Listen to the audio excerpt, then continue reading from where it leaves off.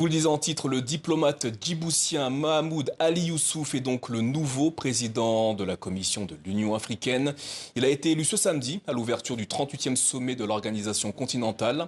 Un mandat de 4 ans renouvelable une fois qui comporte une multitude de défis. Des obstacles dont nous allons parler ce soir avec notre invité, l'écrivain et journaliste Sedi Kaba. Bonsoir et merci d'être avec nous. Un mot tout d'abord sur cette élection de Mahamoud Ali Youssouf. Peut-on dire qu'il s'agit d'une surprise? Oui, il était le challenger. Ce n'était pas forcément lui le favori, puisque l'ancien Premier ministre du Kenya était donné favori par tous les pronostics. Mais je crois que le profil technocratique a été privilégié au profil politique. Et ce qui explique un peu ce succès, c'est aussi le ralliement du candidat malgache à l'issue de certains tours.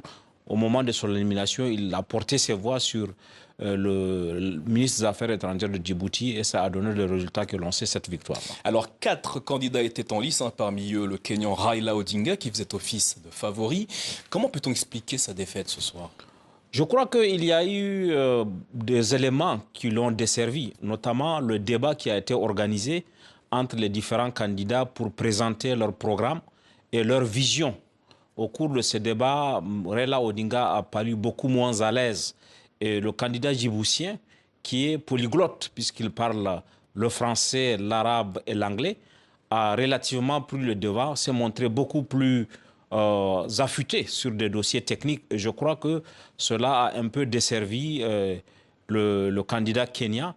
Et il ne faut pas oublier non plus que certains pays ne veulent pas d'un profil aussi politique parce que ça aurait amené le chef d'État à ne pas pouvoir dicter, puisque, comme on sait, le président de la Commission est simplement un haut fonctionnaire.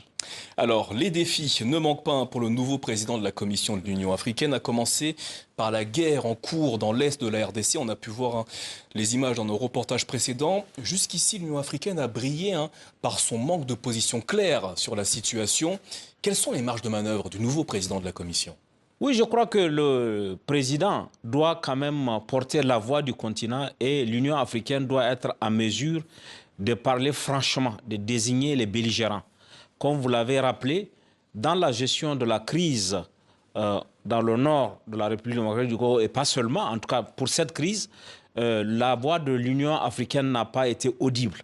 Parce que l'Union africaine n'a pas eu le courage que les Nations Unies... On a le sentiment pendant cette crise que les institutions régionales ont été un peu plus à la manœuvre que l'Union africaine. Oui, comment est-ce qu'on peut expliquer cela? C'est un fonctionnement de l'Union africaine.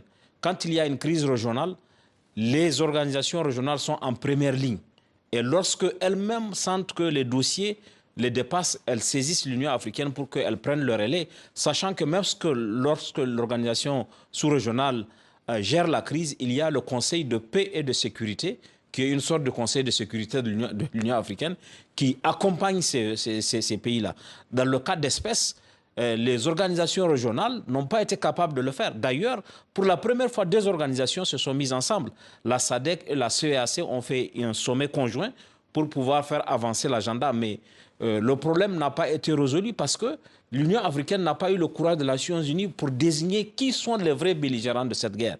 Puisque, comme on sait, et il ne faut pas se cacher la vérité, le président Kagame a été l'artisan de la nouvelle architecture de la Commission qui a permis d'ailleurs qu'on arrive à cette élection, puisque par le passé, tous les pays africains pouvaient présenter un candidat. Cette année, en raison de la réforme, les seuls pays qui pouvaient présenter un candidat à la présidence de la Commission, c'est l'Afrique de l'Est, et les seuls pays qui pouvaient présenter des candidats à la vice-présidence, c'est les pays d'Afrique du Nord. Donc, le président Kagame ayant été l'artisan de cette réforme, je crois que l'Union africaine a eu beaucoup de la peine à prendre en main le dossier de la RDC et à imposer que le Rwanda et la RDC se parlent et voient comment on peut trouver une solution.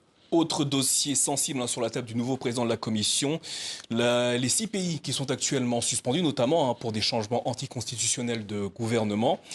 Que peut faire le nouveau président de la Commission face à ces situations? Je crois qu'il doit quand même faire des propositions pour que l'Union africaine change son paradigme. Actuellement, l'Union africaine n'agit qu'après coup, quand il y a le coup d'État. Il n'y a pas d'intervention de l'Union africaine pendant que la crise se prépare et pendant qu'on la voit venir. Dans la plupart des coups d'État que nous avons connus ces dernières semaines, on a vu venir les coups d'État. il y a eu des manifestations pendant lesquelles l'Union africaine... D'ailleurs, certains fonctionnaires de l'Union africaine faisaient des rapports. Faisaient des rapports et que les chefs d'État mettaient de côté, mettaient dans le tiroir ou ne regardaient même pas. Donc il faut que l'Union africaine, il faut que le président fasse, à mon avis, il faut qu'il plaide et qu'il faut qu'il obtienne même un changement de paradigme. Que l'Union africaine puisse agir avant le coup d'État et qu'elle n'attende pas que le coup d'État soit consommé pour prendre des sanctions qui n'empêchent pas le coup d'État finalement. Enfin, Seydi Kaba, autre défi majeur, la réforme institutionnelle et financière de l'organisation. Comment achever les travaux qui ont débuté en 2016? Donc, je crois que l'Union africaine doit prendre conscience que dépendre des autres, 80%, 90% des programmes de l'Union africaine sont financés par des partenaires extérieurs. Et selon le principe de qui paye commande, quand on donne de l'argent à l'Union africaine, c'est pour pouvoir lui dicter des volontés. Donc il faut trouver un mécanisme, à mon avis, comme celui de la CEDEAO, avec un prélèvement communautaire sur les exportations, sur les importations. En tout cas, trouver un financement pérenne. Le financement actuel qui fait que chaque pays doit cotiser alors que les pays ne cotisent pas, il n'y a que 5 grands pays qui cotisent. Je ne les citerai pas, mais il n'y a que 5 pays sur les 54 qui cotisent. Et ça, c'est un vrai problème parce que l'Union africaine est obligée de faire presque de la mendicité internationale pour se financer. Il n'y a pas de dignité. Le siège a été offert par la Chine. Maintenant, il faut quand même que les pays africains eux-mêmes, puisqu'ils en ont les moyens, pour montrer même leur intérêt et leur volonté, puissent trouver un mécanisme de financement qui permet à l'Union africaine de marcher correctement. Seydi Kaba, merci pour cet éclairage au sujet des défis qui attendent le nouveau président de la Commission de l'Union africaine qui a été donc élu ce samedi.